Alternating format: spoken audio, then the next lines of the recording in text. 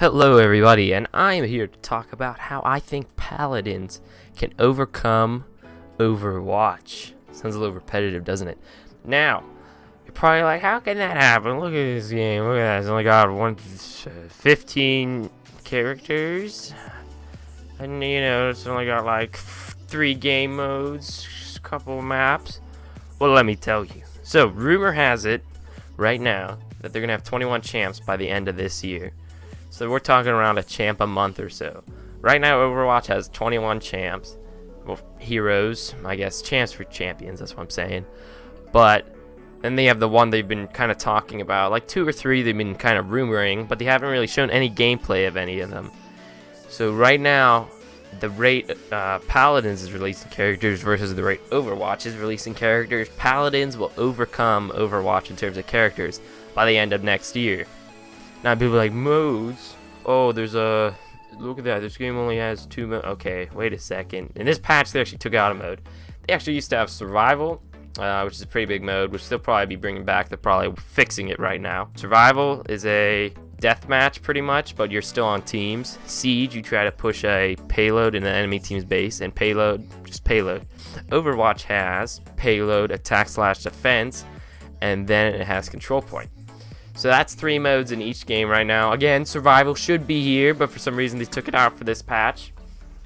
And in terms of maps, I mean, Overwatch has more right now, and Paladin seems to be releasing them at a reasonably quick basis.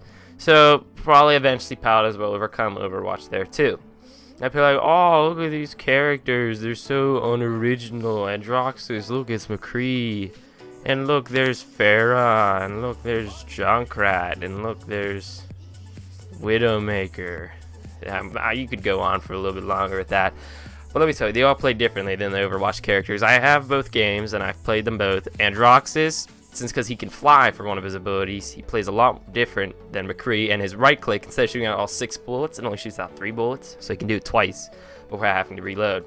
Androxus, or Drogos, he has a salvo, and so he plays a lot more different than Pharah because he's a bursty character instead of Pharah where she flies around.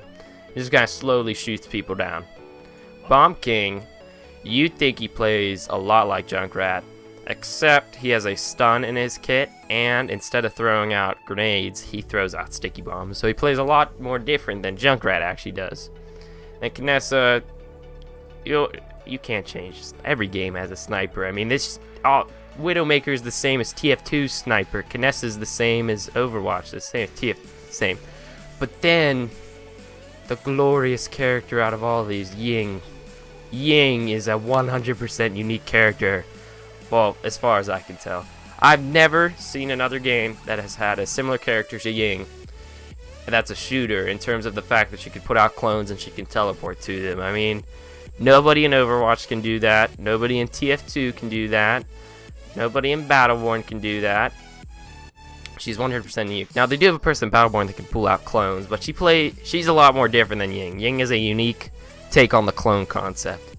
So she is a 100% unique character. I'm sure you could pull out some random character from Shooter Past, but present-day shooters.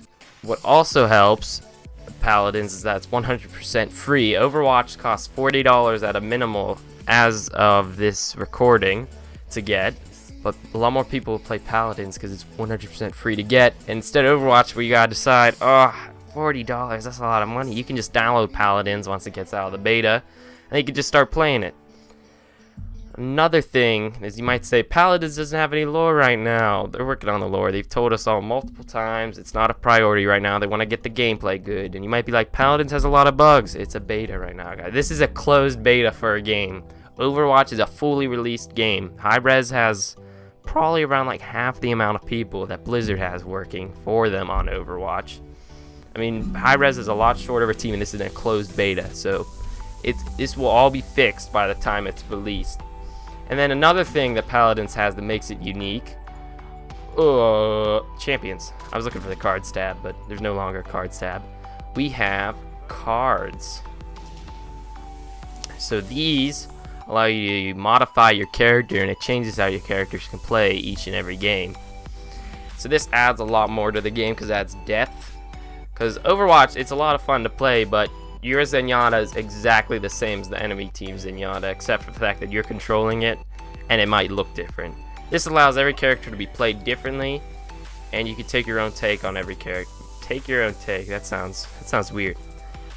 But so my Eevee will be different than your Eevee, and that adds a lot more to this game, and it has a lot more content for developers to add, because you could always just add more cards, and then people can use those cards, and they'll freshen up all the characters again. So essentially, to sum up Paladins, what we can expect from it is that it'll have more content than Overwatch, but it'll be at a less higher quality than Overwatch. Now, saying that a game has a less higher quality than Overwatch, every game has a less higher quality than Overwatch. I mean, Overwatch is the cream of the crop when it comes to quality. But I mean, already, Hi-Rez has released this many characters for this game, and it's only in closed beta. And eventually they are going to pass up Overwatch on all the characters. But you may notice, oh look, Eevee's not as polished as their, what's it called, May. Or, look, Androxus's ears don't move in the same way McCree's ears do. They're not going to be as high quality in terms of animation. But when I say high quality, I don't mean they're bad.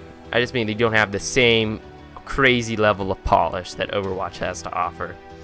So that's how I summed up how Paladin's going to end up overtaking Overwatch. It will release more content than Overwatch will release, but it may not be at the same par in terms of quality.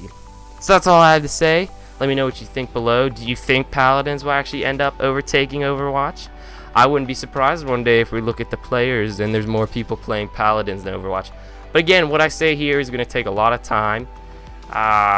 Again, those 6 characters are going to be coming out by the end of this year. So we're looking at the end of 2017 where Paladins can maybe start taking over Overwatch. Not now, because it's in closed beta. But I'd say once this game releases, we could be looking at a nice competitor for Overwatch. So thanks for watching. Don't forget to like, comment, and subscribe. And I'll see you all later. Goodbye, everybody.